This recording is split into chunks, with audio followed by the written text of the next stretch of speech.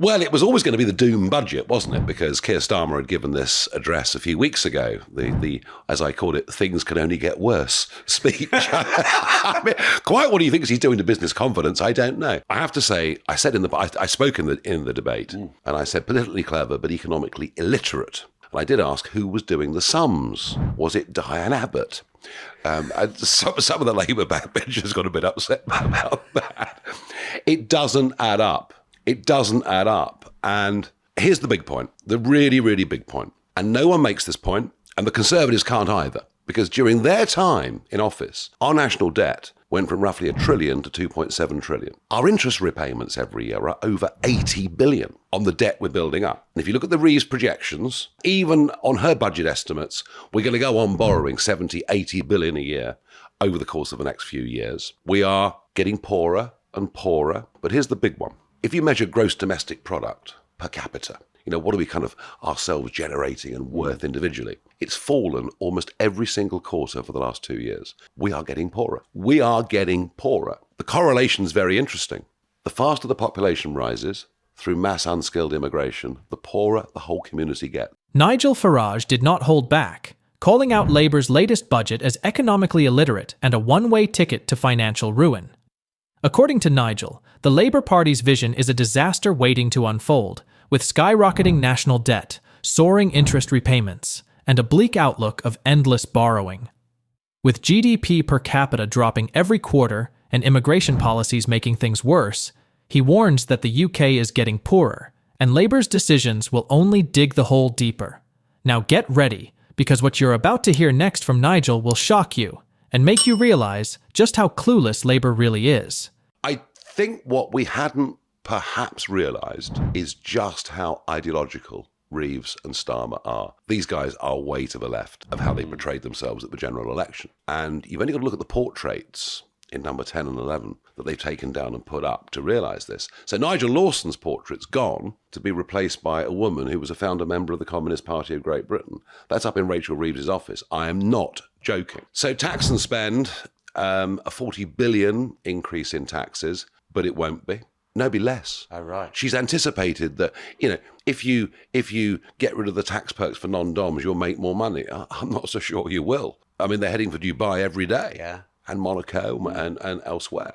So I think there's some very overly optimistic expectations of what the tax yield will be. Her estimates of public spending, well, we've seen already with union demands, that they give in quite easily.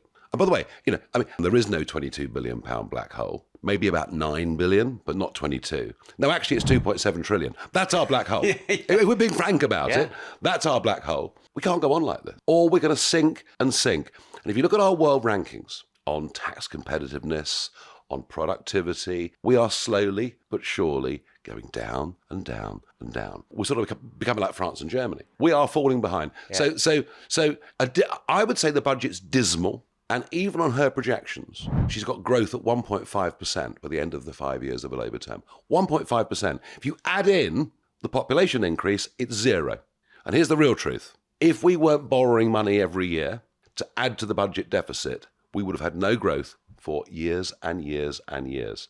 So they're the realities. Look, we're in a difficult situation. There's no question about that. The Tories have not left a great legacy. That is true. But everything she's done in a budget that was billed as a budget for growth is anti-growth, and that's the point. Yeah. Oh, by the way, this public sector versus private sector thing is now enormous. It's enormous in terms of basic salaries. It's enormous in terms even of bonuses, can you believe? And with pensions, the divide is absolutely, it's almost pensions apartheid.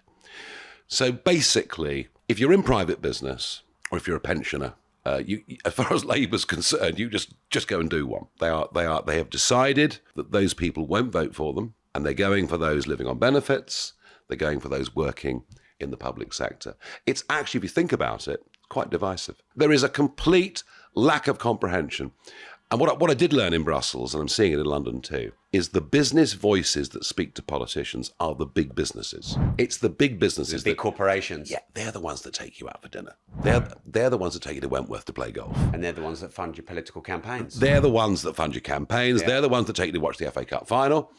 And so these politicians with very little experience of, or almost no experience of private business or of risk capital, not unearned income, risk capital. They think they know the voice of business because a multinational has spoken to them. No, they have no comprehension of entrepreneurship. They have no comprehension of what it's like to run a small business. They have no comprehension with tax and regulation, just how much more difficult it's becoming in this country. The fact we still have 5.5 million people who act as sole traders or run their own little businesses is almost a miracle. They've got no clue about any of this stuff. The fact is that the thresholds at which we start to pay income tax are frozen until 2028. Inheritance tax thresholds have been frozen since 2009. Think about this. So you've got a situation where 40p tax comes in the middle late 1980s. 40p was top rate. It's paid by 1.5 million people. Go all the way through the 1990s, through the whole of the Blair era, a top rate tax is still 40%. But because the bands have shifted in line with inflation, 1.5 million people are paying 40% in 2008. By 2028, it'll be 8 million. And so we're being taxed to hell. And this impression she gave, Reeves, in the election campaign and since, that taxes would not go up on working people is for the birds. The funny thing is, however hard government makes things, there are still people out there that are ducking and diving and trying and doing their bit. We shouldn't be put off from doing that. Of course we shouldn't. It's just going to be harder. Yeah. You're just going to be, you're going to be taxed more. It's going to be harder. What I am certain of is that we will have 5 more years of continued overall decline. There are people within the system that will do well, but I'm afraid the average Joe will not do well, and the average Joe will get poorer. And I find it depressing. I thought that Brexit was the big opportunity to really re-engage with the entrepreneurial side of our country, been squandered by both parties, frankly. Everything from financial services regulation to our fisheries. We've not seized a single opportunity, and that's very disappointing. I think the big one, the really big one, is this. If you think about the credit crunch that happened in 2008, 2009, at the root of it was too much debt. Too much debt nationally, too much debt corporately, too much debt individually. And it's sort of the epicenter was the mortgage market in America, but that was symptomatic of a bigger, broader problem. Well, indebtedness now is way bigger than it was in 2008-9. And I do think at some point in time, there comes a bit of a reckoning for Western economies, and there will be another financial crash. I can't tell you when it's going to be. If I knew it was next Wednesday, I'd walk out of here right now and start trading. But I don't know when it's going to come. But I do think a reckoning's coming at some point in time. And I think when that happens, I think the sort of political realignments that we're seeing beginning to happen already across the West will increase in pace. No, I think there's a very big political reckoning to come. I think that for your middle income, skilled worker, the things they could afford 10 years ago, 20 years ago, they can't afford now. I think their kids just look on with a sense of helplessness. If you're a young 18-year-old leaving school, you're ambitious and want to work hard, how are you going to buy a house? Where's the money coming from? Yeah. It really is difficult. So I think there will be a big political reaction to this at some point in time. I think that, albeit with debt, but I think that the economic circumstances that Trump produced in those 4 years in America, that's what people are hungry for. In the end, Nigel's warnings couldn't be clearer. The UK is heading down a dangerous path. Labour's plans may claim to promise growth, but in reality, they're setting the country up for stagnation. While some may continue to benefit, the average citizen will bear the brunt of higher taxes and a more uncertain future. The opportunities Brexit offered have been squandered, and now it's up to the people to adapt, work harder, and push for real change. As Nigel pointed out, things are about to get tougher, but that does not mean the people of the UK can't fight back. They must stay alert, protect what's theirs, and ensure this disastrous plan does not define the nation's future. If you agree with Nigel and think it's time for real change, don't forget to hit that like button and subscribe for more important discussions.